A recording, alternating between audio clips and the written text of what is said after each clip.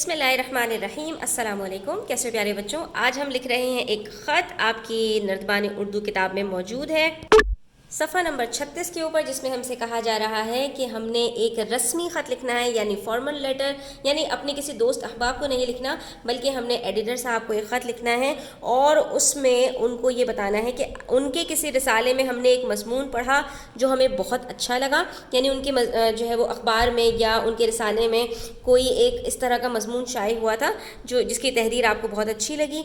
अब आपने अपनी पसंदीदगी की वजह ज़ाहिर करनी है कि आपको ये जो है मज़मून क्यों अच्छा लगा। तो सबसे पहली बात कि जो यहाँ पर हमने सबसे पहले लिखनी होती हैं चीज़ें, वो देख लीजिए, जिसके अंदर हमें यहाँ पर सबसे पहले अपना पता बताना होता है, फिर तारीख़ लिखते हैं और फिर हम आ जाते हैं आदाब और अलक़ाब की तरफ। मकरमी एडिटर साहब और जो उनका रिसाला है उसका नाम हम यहाँ पर लिख सकते हैं, जैसे आप नवाए वक्त वग़ैरह जो भी रिसाले का नाम आप यहाँ लिखना चाहें लिख दीजिए और फिर आदाब के साथ अस्सलामु अलैकुम करके अपना ख़त शुरू कीजिए। तो हम देखें इनको यहाँ पर उनका जो मज़मून है हमें उसकी कुछ इन्होंने इब्तिदाई जुमले के बारे में कुछ बताया है, तो हम उसी से अपने ख़त को आगे बढ़ाएंगे। ठीक है, तो अब यहाँ पर ख़त है हमारे पास कि गुज़िश्ता शुमारे में, यानी कि जो इससे पहले आपका शुमारा शाये हुआ था, उसमें तहरीक पाकिस्तान पर सफदर सिद्दीकी का लिखा हुआ मज़मून पढ़ा। अब इससे आपने बात को आगे बढ़ाना है, जिसमें उन्होंने मुसलमानों के कौमी तशख़्ख़ुस यानी आइडेंटिटी और मजहबी सकाफ़त, यानी कि जो हमारे ट्रेडिशंस हैं, जो हमारी असल पहचान है, उसके तहफ़्फ़ुज़ यानी हिफाजत की उस तारीख़ी जिद्दोजहद पर रोशनी डाली जिसका बुनियादी मकसद मुसलमानों के हुकूक़ की हिफाजत और बहैसियत कौम उनकी शनाख्त को मनवाना था।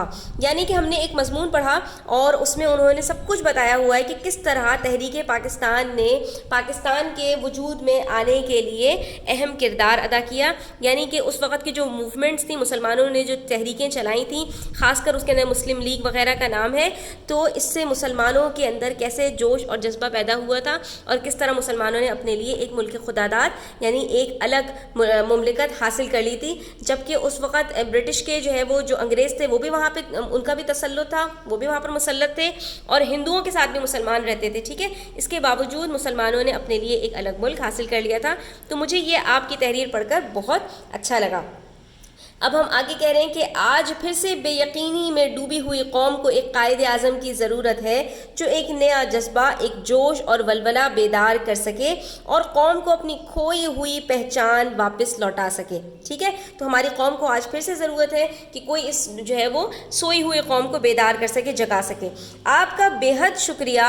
इस तरह की मज़ीद तहारीर यानी तहरीरें शाये कीजिएगा ताकि नौजवान नस्ल में आगे बढ़ने की रमक रोशन हो सके, यानी उनके अंदर भी इसकी उम्मीद जाग सके। ठीक है, आपको ये क्यों अच्छा लगा?